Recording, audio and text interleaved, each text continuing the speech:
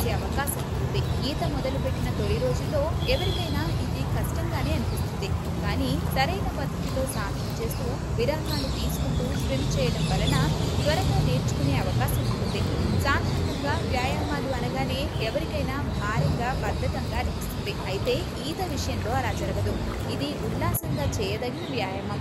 ఒబెసిటీతో బాధపడుతున్న పిల్లలకు ఇది మంచి వ్యాయామం. ఈతతో శారీరక ఒత్తిడితో పాటు మానసిక ఒత్తిడి కూడా తొలగి మనసుకి ప్రశాంతంగా అనిపిస్తుంది.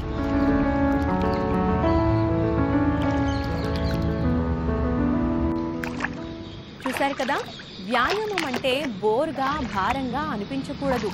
ఎప్పుడెప్పుడు చేద్దామా అనిపించేలా ఉండాలి. స్విమ్మింగ్ ఈ విషయంలో మొదటి స్థానంలో ఉంటుంది. హాయిగా ఎంజాయ్ చేస్తూ ఈత కొట్టొచ్చు. అన్ని వయసుల వారికి పనికొచ్చే వ్యాయామం ఇది. అంతేకాదు, వ్యాయామం కారణంగా వచ్చే శరీర నొప్పులు, ఇతర